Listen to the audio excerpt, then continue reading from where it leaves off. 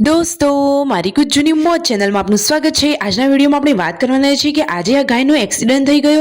અરે દોસ્તો, ગાયને કેટલી બધી ઈજા થઈ, કઈ રીતે એક્સિડન્ટ થયો અને મહેશભાઈને તો આજે ગાંઠનું ઓપરેશન કરાવવાનું છે। તેમને શેની ગાંઠ છે અને ઓપરેશન શેનું કરાવવાનું છે, કેટલા ટાઈમે ઓપરેશન કરાવવાનું છે અને અચાનક આવું ઓપરેશનની સ્થિતિ કેમ આવી ગઈ, આ બધા જ પ્રશ્નોના જવાબ મળશે તમને મારા આ વિડીયોમાં। મારી ચેનલ ઉપર નવા હોય તો ચેનલને ફટાફટ લાઈક શેર એન્ડ સબસ્ક્રાઇબ કરી દો। Full video in the family blog channel દોસ્તો આવી ટૂંકી ટચોકડી લાઈવ લેટેસ્ટ એન્ડ ટ્રેન્ડિંગ માહિતી મેળવવા માટે મારી ચેનલને સબસ્ક્રાઇબ કરવાનું ભૂલતા જ નહીં। અને દોસ્તો બધા જ પ્રશ્નોના જવાબ મેળવવા માટે વિડીયોને અંત સુધી જોજો। જરાય પણ સ્કીપ કર્યા વગર વિડીયો જોશો તો જોવાની મજા જ પડી જશે।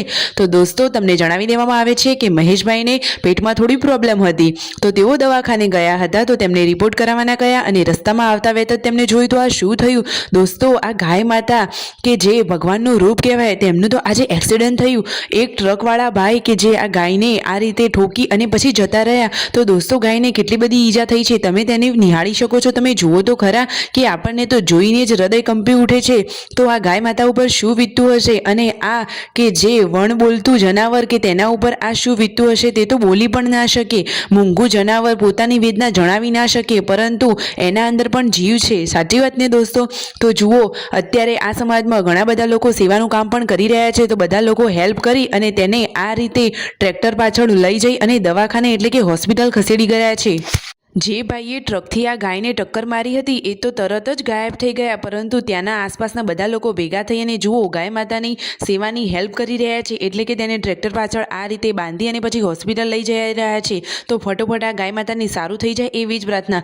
જુઓ તો ખરા કે આ મૂંગું જનાવર બોલી ના શકે, પરંતુ એને કેટલી વેદના થઈ રહી છે, ઘણું થાય પરંતુ તે સહન કરી રહી છે। ભગવાન આવા કપરા દુઃખ કોઈને ના આપે, સાચી વાત ને। અને મહેશભાઈએ પણ તેમાં ઘણી બધી હેલ્પ કરી, તેમનો પણ ફાળો રહ્યો। તો દોસ્તો ક્યારેય તમને પણ આવું ક્યાંય જોવા મળે તો હેલ્પ કરતા રહેજો, સાચી વાત ને, સેવાનું કામ તો બહુ જ સારું।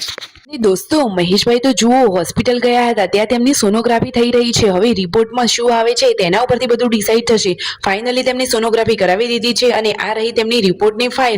તો દોસ્તો એમાં જુઓ બધા એક્સરેમાં ફોટા પાડેલા છે, તો અંદર જે દેખાઈ રહી છે તે તેમને ગાંઠ છે।